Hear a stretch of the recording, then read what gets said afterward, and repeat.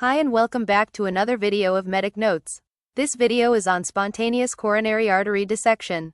Spontaneous coronary artery dissection, or SCAD, is an acute and non-atherosclerotic cause of myocardial infarction that occurs when a tear forms within the wall of a coronary artery. Unlike the typical heart attack caused by plaque rupture, SCAD involves bleeding into the layers of the arterial wall, creating a false lumen and an intramural hematoma. As this hematoma expands, it compresses the true lumen of the artery, reducing blood flow to the myocardium and leading to ischemia or infarction. Although SCAD accounts for less than 1% of all myocardial infarctions overall, it is an important and increasingly recognized cause of acute coronary syndrome in young and middle-aged women. Around 90% of cases occur in women, most commonly between the ages of 40 and 50. It is one of the leading causes of myocardial infarction in women under 50 who lack traditional cardiovascular risk factors such as diabetes, hypertension, or hyperlipidemia. The recurrence rate is significant, estimated at roughly 10 to 20%, and pregnancy-associated SCAD tends to carry higher morbidity. The condition is multifactorial in origin. Strong associations include female sex, pregnancy, and the postpartum state, suggesting a hormonal contribution. Fibromuscular dysplasia is commonly identified in patients with SCAD and may affect multiple vascular beds. Connective tissue disorders such as Ehlers-Danlos syndrome and Marfan syndrome have also been reported in association.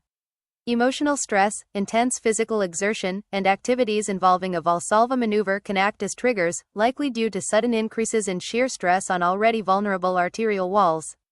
From a pathophysiological perspective, SCAD occurs through one of two mechanisms. The first involves an intimal tear that allows blood to enter and dissect between the layers of the coronary artery.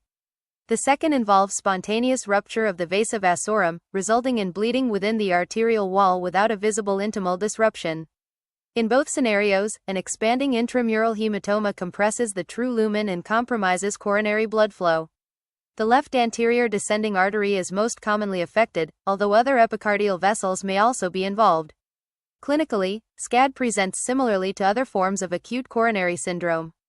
Patients typically experience sudden onset chest pain, often accompanied by dyspnea, nausea, diaphoresis, or syncope.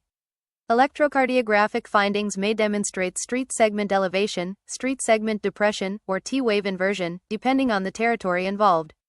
Cardiac biomarkers such as troponin are usually elevated.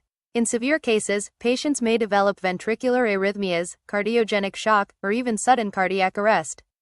Diagnosis is primarily made with invasive coronary angiography, which remains the gold standard in the acute setting. Angiographic appearances are classified into three main types. Type 1 shows multiple lumens or contrast staining of the arterial wall and represents the classic appearance. Type 2, the most common pattern, demonstrates diffuse long smooth narrowing of the vessel. Type 3 appears as a focal stenosis that can mimic atherosclerosis, often requiring further imaging for confirmation. Intravascular ultrasound or optical coherence tomography can help identify intramural hematoma or an intimal flap when the angiographic findings are unclear. Coronary CT angiography is not typically used in the acute setting due to limited resolution in smaller vessels. Management of SCAD differs significantly from traditional atherosclerotic myocardial infarction. Initially, patients are treated as acute coronary syndrome and admitted for close cardiac monitoring. However, if the patient is hemodynamically stable and free from ongoing ischemia, conservative management is preferred. Most SCAD lesions heal spontaneously within weeks. Patients are usually monitored in the hospital for 3 to 5 days because early extension of the dissection can occur. Revascularization is reserved for selected high-risk cases. Percutaneous coronary intervention may be required in patients with persistent ischemia, hemodynamic instability, or left main involvement. However, PCI carries higher complication rates in SCAD because guide wires may inadvertently enter the false lumen and stenting can extend the dissection. Coronary artery bypass grafting is considered when PCI fails or in cases of extensive proximal or left main disease.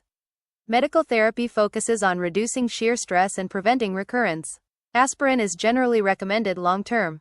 Dual antiplatelet therapy is typically reserved for patients who undergo PCI and is not routinely required in those managed conservatively.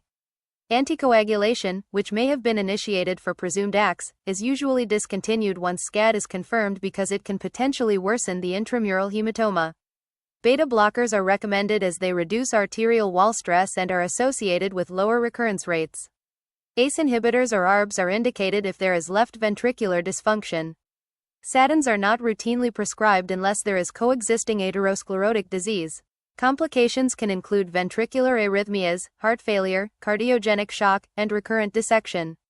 Pregnancy-associated SCAD often presents more severely, with larger infarcts and multivessel involvement. Despite these risks, the overall prognosis is generally favorable when patients are appropriately managed, particularly with conservative therapy. Long-term care includes lifestyle modification and counseling. Patients are advised to avoid extreme physical exertion, heavy weightlifting, and activities involving intense Valsalva maneuvers.